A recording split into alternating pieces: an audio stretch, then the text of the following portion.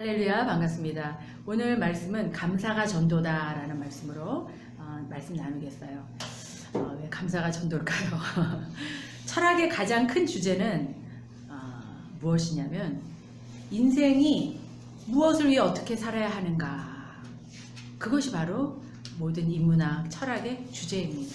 그리고 사람으로 태어나면 한 번쯤 이건 고민해 봐야 되고, 이 고민 없이 사는 사람은 인생을 어떻게 보면 무의미하게 그냥 흘려보낼 수 있는 것 같아요. 무엇을 위해 살아야 합니까? 나는 무엇을 위해 살고 있는가?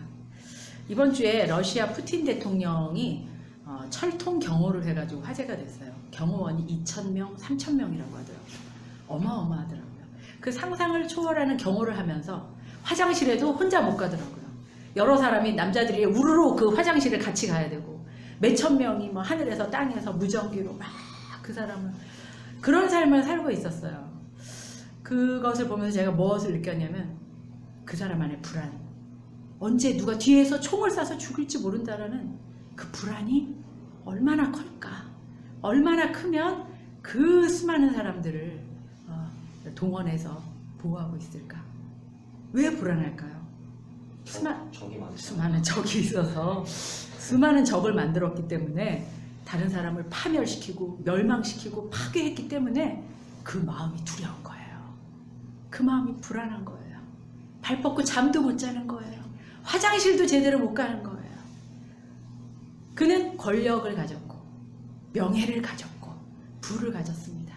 부족한 게 하나도 없어요. 그가 말 한마디 하면 사람도 죽일 수 있어요. 그런데 그는 행복한가요?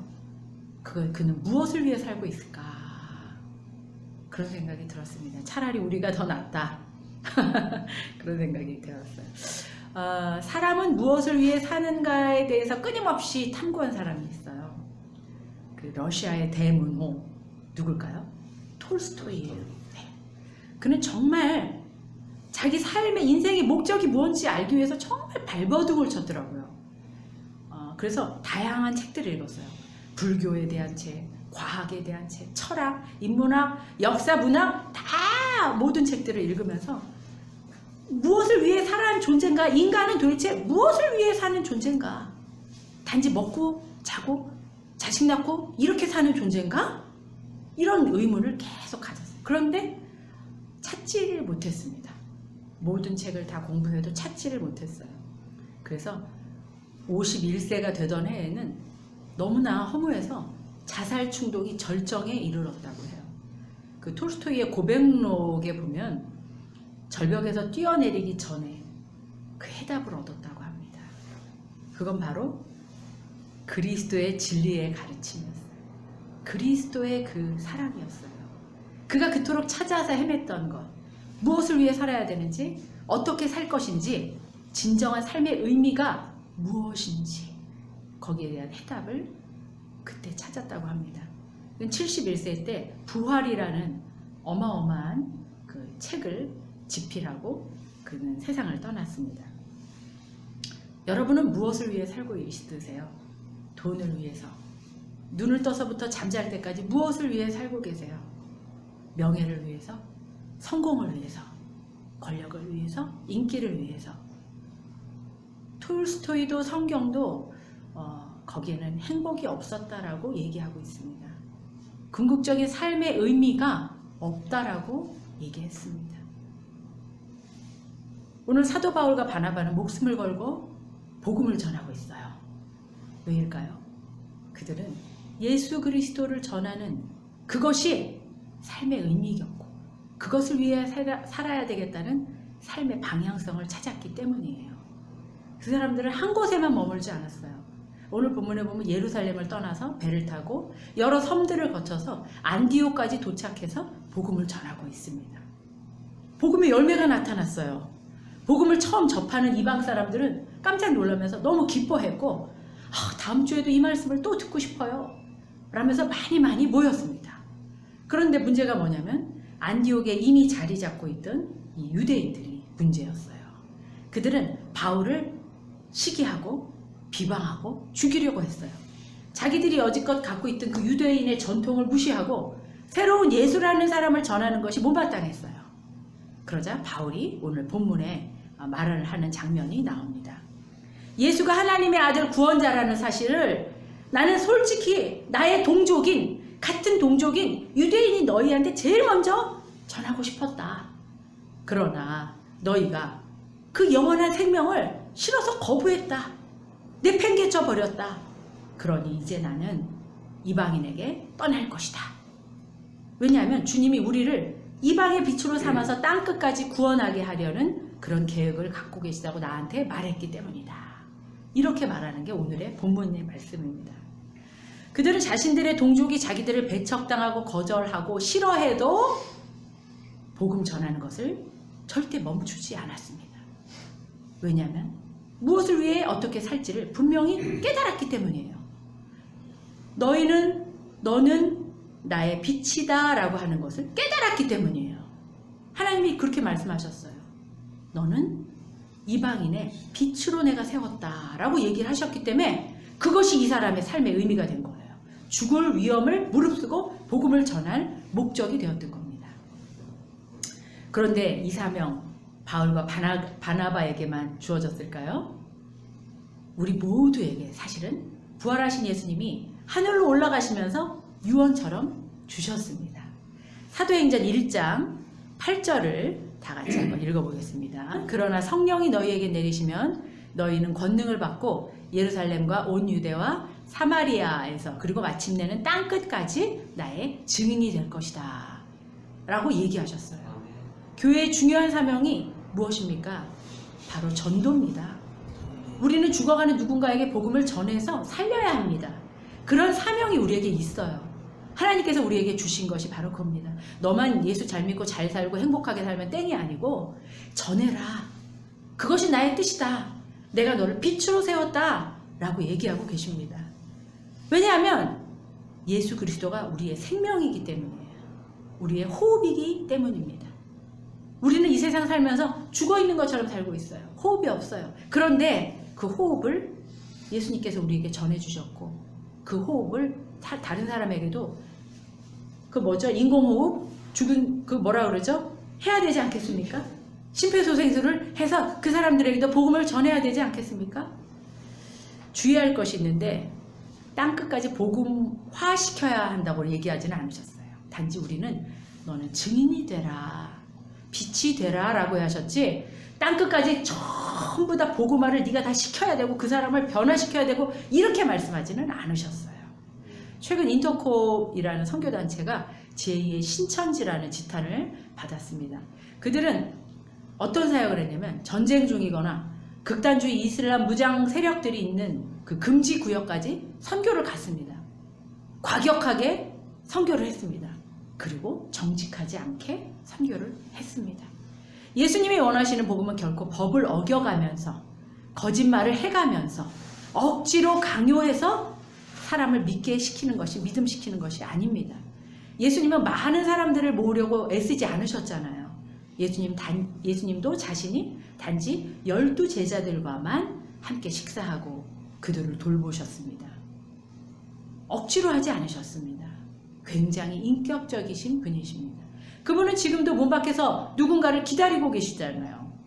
한 영혼을 천하보다 귀하게 여기고 존귀하게 여기시고 우리를 그런 존재로 여기지 않으십니까? 마치 세일즈맨이 물건을 팔아서 성과를 올리듯이 경쟁적으로 전도를 많이 해야 됩니까? 전도상을 준다고 1등을 꼭 해야 돼서 사람들을 억지로 데리고 와야 합니까? 그렇게 교회를 채우기는 원하지 않으신다는 것입니다. 전도는 내가 하는 것이 아니에요. 내 힘과 경험과 내 권위로 억지로 하면 안 되는 겁니다. 오직 성령 하나님께서 역사하셔서 그 마음을 여시고 들어가셔서 그는 나로 더불어 먹고 나는 그와 더불어 먹고 교제하길 원한다 라고 하시면서 문 밖에 서서 얘야 기도하고 계시는 거죠. 사람들이 착각하는 것이 있습니다. 내 열정으로 복음을 전하면 될 것이라고 생각하는 것이죠. 아닙니다. 주님은 우리를 단지 세상의 빛으로만 세우셨지 그 세상 끝까지 복음화시켜야 된다고 억지로 사람들을 잡아 끌어야 된다고 그렇게 말씀하지 않으셨어요. 47절 다 같이 한번 오늘 본문 중에 47절을 다 같이 같이 한번 읽어보겠습니다. 제가 읽겠습니다. 주께서 우리에게 명하시기를 내가 너를 문민족의 빛으로 삼았으니 그것은 내가 땅끝까지 구원을 이루게 하려는 것이다. 이렇게 말씀하셨어요. 땅끝까지 증인되는 방법은 전단지를 뿌리고 노방전도를 가는 것도 좋지만 단지 빛이 되는 삶에도 있습니다. 직장에서, 가정에서, 학교에서 우리는 모두 빛나기를 간절히 바랍니다. 그러면 우리가 어떻게 빛을 발할까요? 사실 우리 안에 빛이 없잖아요. 우리가 발광체인가요? 우리 안에 스스로 선한 것이 없는데 어떻게 빛을 내겠습니까? 그런데 빛이라고 얘기하셨거든요. 어떻게 하면 빛이 날 수 있을까요? 답은 간단합니다. 빛을 반사하면 됩니다. 하나님의 빛을 반사하면 됩니다. 우리는 해가 아니라 달이기 때문이에요. 달은 사실 어두컴컴한 황무지예요. 빛이 하나도 없습니다. 스스로 빛을 낼 수 없는 존재예요. 엄청난 태양빛을 반사해서 그 빛을 반사할 때 빛이 나는 존재입니다. 예수님은 자신을 세상의 빛이라고 말씀하셨어요. 요한복음 8장 12절 다 같이 읽겠습니다. 예수께서 또 말씀하여 이르시되 나는 세상의 빛이니 나를 따르는 자는 어둠에 다니지 아니하고 생명의 빛을 얻으리라. 예수님은 본인이 나는 빛이다. 나는 어둠을 밝히는 빛이야. 나를 따르는 사람은 어둠에 다니지 않는다. 나는 빛이다. 라고 얘기하고 계세요. 그리고 또 우리도 세상의 빛이라고 말씀하셨습니다. 마태복음 5장 14절 시작. 너희는 세상의 빛이라 산 위에 있는 동네가 숨겨지지 못할 것이요. 우리 보고 세상의 빛이라고 말씀하셨어요. 우리는 달빛인데요. 우리는 태양이 아닙니다. 달빛입니다. 예수님의 빛을 받아서 단지 반사할 때 우리는 세상의 빛이 될 수 있을 겁니다. 그때 바로 우리가 세상의 증인이 되는 것입니다. 많은 사람들이 모여서 회식하는 자리에서 빛이 필요합니다. 북적이는 지하철에서 외롭고 힘든 사람들 속에서 빛이 필요합니다. 고아처럼 버려진 우울하고 슬픈 사람들에게 복음의 빛이 필요합니다. 불안하고 초조한 사람, 우울한 사람들에게 우리의 빛이 필요합니다. 우리를 세상의 빛이라고 말씀하시는 주님이 계시니 그렇게 살면 좋겠는데 안타깝게도 빛으로 살지 못할 때가 너무나 많아요. 빛이 나지 않을 때가 많습니다. 빛을 반사해야 되는데 빛을 잃어버릴 때가 너무나 많습니다. 왜일까요? 저는 감사가 없어서라고 생각이 들어요. 빛된 삶의 특징은, 빛된 삶을 사는 사람들의 특징은 감사가 늘 있습니다. 만족이 없고 욕심이 과하기 때문에 감사를 못하죠. 생각해 보세요. 우리 안에 감사가 얼마나 많은지. 미래학자 유발 하라리가 이렇게 말했어요. 인간의 행복은 식량에 있지 않다. 돈을 얼마나 많이 버는가에 있지 않다. 심리학자에 따르면 인간은 성취감이나 어떤 성취를 했을 때 즐거움을 경험하지만 만족하지 않는다고 해요. 어떤 소유를 하면 만족하지 않는 게 심리학적으로 그 인간의 특성이라고 말합니다. 만족하는 일이 없다고 합니다. 개인도 마찬가지지만 집단도 마찬가지예요. 석기 시대에 유목민들에 비해서 수천 배 소유를 얻었지만 지금 그만큼 행복하냐는 거죠. 또 이런 말도 합니다. 마치 욕망의 러닝머신 같다라는 말이에요. 러닝머신이 어떻죠? 그 위에 올라가면 계속 뛰어야 되잖아요. 멈추지 않고 계속 뛰어야 되잖아요. 욕망의 러닝머신이랑 같다. 인간에게 만족이 없다라고 얘기하더라고요. 감사는 그래서 본성을 거스르는 거예요. 본성은 어때요? 늘 불만하는 거예요. 만족이 없는 거예요. 과욕이에요. 욕심을 또 내요. 러닝머신이에요. 계속 이걸 얻으면 성취하면 만족해야 되는데 또 달려요. 또 얻어요. 그럼 또 만족이에요. 한 발 앞으로 가면 만족해야 되는데 만족이 없는 게 본성이고 감사는 본성을 거슬러 가는 거예요. 그래서 신앙의 최고 레벨은 감사하는 겁니다.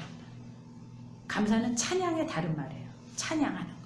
현재 내 삶에 주시는 대로 하나님 이번 달에는 적자네요. 하나님 이번 달에는 꽝이네요. 이래도 감사할 수 있는 거. 왜? 하나님을 믿으니까 감사할 수 있잖아요. 그게 바로 정말 진정한 레벨, 가장 높은 레벨이라고 생각이 들어요. 하나님을 깊이 신뢰하는 그런 저와 여러분이 다 됐으면 좋겠습니다. 세상의 빛으로 살고 싶은데 감사가 나오지 않는 이유, 그건 상처 때문이라는 생각이 들었어요. 제가 이번 주 안에 여러 가지 일도 하고 또 설교도 준비하고 그러면서 우리 안에 그 결핍을 주는 것이 바로 상처다라는 생각이 들었습니다. 우리의 욕망을 자극하기 때문에 또 자꾸 상처를 받고, 욕망이 자극이 되면 또 결핍을 느끼고 불안해하고 두려워하지 않나. 상처가 많은 사람은 특히 불안해요.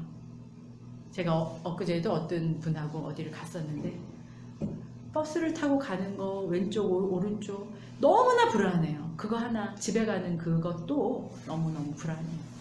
팀 켈러 목사님이 자주 하시는 말씀을 제가 발견했거든요. 하나님께서 이 말씀을 보게 하시더라고요. 뭐냐면 복음은 이 세상의 모든 문제를 해결할 수 있는 힘이 있다. 관계의 문제, 낭만과 우울의 문제, 성적인 문제, 가정의 문제, 인종 간의 갈등 문제 등 삶의 모든 영역에 복음은 변화시킬 수 있다 라고 얘기하고 있습니다. 감사가 전도입니다. 감사가 빛입니다. 준비하며 감사하지 못할 때 우리가 솔직히 감사하지 못할 때가 참 많습니다. 불안한 내 모습을 많이 봅니다. 그런데 팀 켈러 목사님의 말 중에 가장 와닿는 것이 뭐냐면, 복음이 우리에게 주는 여러 가지 해결책 중에, 우리에게 주는 여러 가지 유익 중에 자존감을 만족해 준다는 거예요. 자존감을 시켜준다는 거예요. 우리의 존재감을, 우리 내면의 깊숙한 곳에 누구나 필요한 것이 있는데 바로 자기 존재의 존중이라는 거예요. 누구나 필요해요. 나는 소중한 존재야. 우리 아까 너는 보배롭고 존귀한 주의 자녀다 라고 찬양을 했는데, 우리 내면 깊숙한 곳에 누구나 필요한 것이 있습니다. 그게 바로 자존감이에요. 자기 존재의 가치, 내 존재의 가치가 존중받아야 되는 게 늘 일상에 많다라는 거예요. 내 존재의 가치가 자꾸 떨어지는 거예요. 우리 삶이. 그때 하나님이, 복음이 그 문제를 해결해 주시는, 불안하지 않고 결핍되지 않게 해주십니다. 왜? 하나님은 나의 가치를 높게 책정하고 계시는 분이시잖아요. 나의 가치를 존중하시는 분이시잖아요. 나의 가치가 존중받을 때, 하나님으로 인해 존중받으면 채워지는 거예요. 결핍이 채워지고 의연해지고 자신감이 생기는 겁니다. 그분은 우리를 만드신 분이시잖아요. 그분 때문에 우리는 안정감을 얻고, 그분이 나의 아버지시기 때문에 안정감을 얻고 편안해지고 감사하게 된다고 생각이 들었습니다. 하나님으로 인해서 나의 정체성이 존중받고, 그리고 비로소 감사하게 되고, 감사하면서 이 세상의 사람들이 볼 때 저 사람은 흔들리지 않아. 저 사람은 왜 다른지 모르겠어. 그것이 바로 증인의 삶, 빛된 삶이 아니겠습니까? 저 사람은 뭔가 달라. 그것이 빛이 아니겠습니까? 우리는 그런 빛된 삶을 살았으면 좋겠습니다. 내 안에 나의 가치를, 나의 존재 가치를 높게 평가해 주시는 그분의 사랑의 손길이 나를 만지실 때, 그분의 눈빛이 나를 바라보는 것을, 내 눈을 맞출 때, 그분의 음성이 내 귀에 들릴 때, 나는 존귀한 자, 나의 가치가 다시 회복되는 그런 역사가 일어날 것을 믿습니다. 이 시간 나의 머릿속 복잡한 근심거리 생각들을 다 지워버리고 주님과 단둘이 대화를 시작해 보시기를 간절히 바랍니다. 복음은 모든 문제를 해결할 힘이 있습니다. 감사하지 못하는 내 모습이 있다면 나의 존재 가치가 얼마인지 하나님한테 한번 물어보시길 바랍니다. 하나님, 나는 어떤 존재인가요? 하나님, 저의 가치는 얼마인가요? 저의 가치는 50만 원짜리인가요? 저의 가치는 1000만 원짜리인가요? 하나님은 저를 어떤 존재로 보시나요? 저의 값어치가 얼마인가요? 꼭 나의 존재 가치를 확인받으시고 돌아가시길 간절히 바랍니다.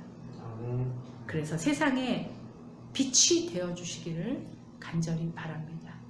그것이 바로 전도고, 그것이 바로 증인의 삶이라고 생각합니다. 기도하시겠습니다. 살아있는 하신 하나님, 감사합니다. 사도 바울과 바나바가 죽음을 위롭쓰고 빛의 삶을 살아가는 모습을 보면서 저희도 빛의 삶이 되기를 원하지만 그렇지 못한 모습을 많이 보며 하나님의 가치를 다시 한번 느낍니다. 하나님 저희 안에 임재하여서 저희의 가치를 확인시켜 주시옵소서. 아멘. 하나님 보시기에 저는 어떤 가치를 갖고 있습니까? 얼마의 값어치를 갖고 있습니까? 세상 사람들은 저희들이 쓸모없다고 하고 무가치가 하다고 하고 초라하다고 말하지만 주님은 저희의 가치를 귀중하다고 말씀하시고 천하보다도 소중하다고 말씀하시고 너 한 사람을 이 모든 세상과 바꾸지 않을 것이라고 말씀하시는 것을 믿습니다. 아멘. 하나님께서 우리를 창조하시고 우리를 만드시고 우리의 속사람을 다 지으셨기 때문입니다. 아멘. 하나님 안에서 우리의 존재 가치가 높임을 받게 하여 주시옵소서. 아멘. 우리의 존재 가치가 회복되게 하여 주시옵소서. 이 모든 말씀을 예수님의 이름으로 기도했습니다. 아멘. 아멘. 아멘. 지금 이 시간 예수 그리스도의 보혈의 은혜와 하나님의 끝없으신 사랑과 능력과 우리를 향하신 성령 하나님의 도우심과 역사하심이 하나님 앞에서 정체성을 회복하고 나의 존재 가치를 확인하며 나의 정체성을 높이는 나의 자존감이 다시 회복되는 귀한 시간을 갖기를 원하는 모든 성도들 머리머리 위에 지금부터 영원까지 함께 계실지어다. 아멘. 아멘. 이 시간 잠시 기도하는 시간을 갖겠습니다.